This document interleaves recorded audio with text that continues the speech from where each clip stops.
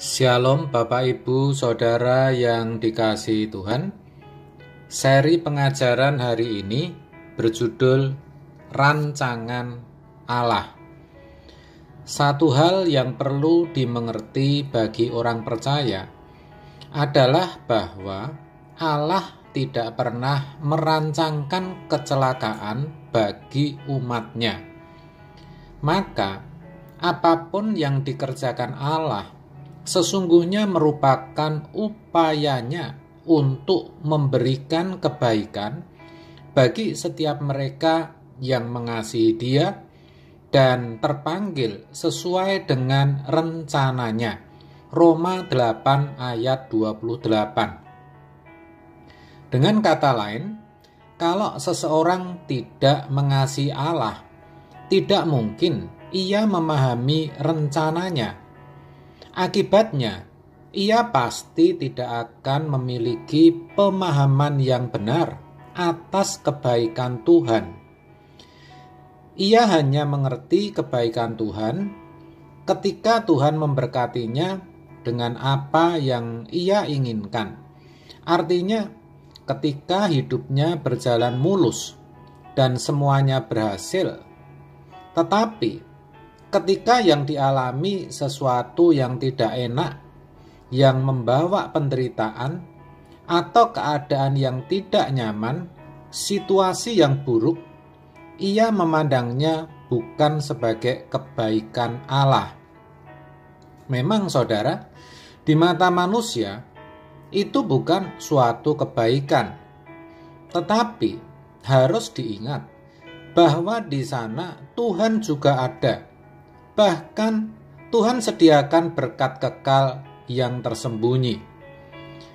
Sekali lagi, hanya orang yang mengasihi Tuhan yang bisa mengerti akan hal ini. Yusuf adalah contohnya. Meskipun ia harus mengalami banyak penderitaan akibat ulah para saudaranya dan juga perbuatan dari istri Potifar, ia tetap percaya bahwa Allah yang disembahnya itu baik, sehingga ia akhirnya bisa berkata, "Memang kamu telah mereka-rekakan yang jahat terhadap aku, tetapi Allah telah mereka-rekakannya untuk kebaikan, dengan maksud melakukan seperti yang terjadi sekarang ini, yakni memelihara hidup suatu bangsa yang besar." Kejadian 50 ayat 20. Saudara, kalau Yusuf bukan orang yang mengasihi Tuhan, tidak mungkin ia berkata demikian serta bersikap baik terhadap saudara-saudaranya. Padahal sangat terbuka kesempatan bagi dia untuk membalas. Di sini Yusuf melihat bahwa penderitaan yang dialami justru membuat ia bisa berjalan dalam rencana atau rancangan Allah, sehingga ia bisa menjadi berkat bagi keluarganya dan juga bagi bangsa Mesir. Itulah sebabnya meskipun ada kesempatan bagi dia untuk melakukan zina, ia tetap menolak untuk melakukannya dan berkata kepada istri Potifar, "Dengan bantuanku, tuanku itu tidak lagi mengatur apa yang ada di rumah ini, dan ia telah menyerahkan segala miliknya pada kekuasaanku.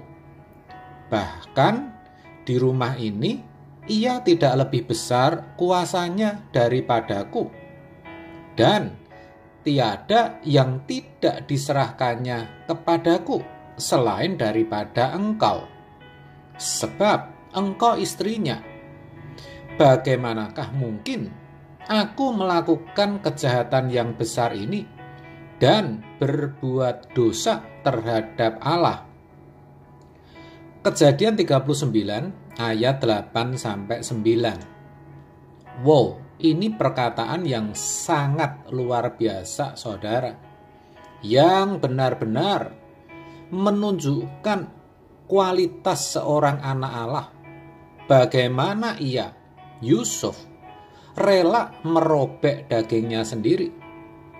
Ia lebih memilih menolak kenikmatan seks, dan tentu itu suatu penderitaan, agar ia bisa tetap ada dalam track atau rancangan Allah.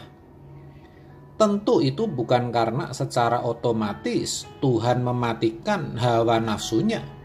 Bukan. Tetapi memang Yusuf sendiri yang mempunyai tekad untuk tidak melakukan kejahatan yang besar ini dan berbuat dosa terhadap Allah. Barulah Tuhan memberi kekuatan dan kesanggupan kepadanya. Betapa besar kasih Yusuf kepada Allah. Itulah yang membuatnya bisa selalu hidup dalam rancangan Allah. Saudara, dari kisah ini kita bisa beroleh satu gambaran bagaimana Yusuf bisa hidup dalam rancangan Allah, yaitu karena ia begitu mengasihi Tuhan, sehingga respon tindakan yang diambilnya dalam setiap kesempatan selalu mempertimbangkan pikiran dan perasaan Allah. Ia sama sekali takut dan benar-benar tidak mau melukai hati Tuhan. Sebab itu, saudaraku, mungkin saat ini saudara juga sedang mengalami hal yang sama, sedang dibenci atau diperlakukan tidak adil. Saudara mungkin sedang mengalami penderitaan atau aniaya oleh karena saudara sedang hidup dalam kebenaran. Saudara mungkin sedang mendapat tawaran atau godaan untuk berbuat dosa. Saudara sedang ada dalam pilihan. Ingat saudara, itu semua tidak lepas dari rancangan Tuhan yang akan membawa saudara kepada kebaikan, akan membuat saudara semakin serupa dengan Yesus. Maka jangan sampai saudara mengambil satu keputusan atau tindakan yang salah.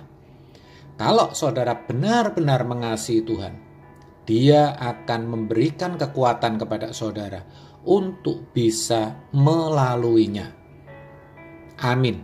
Tuhan Yesus memberkati.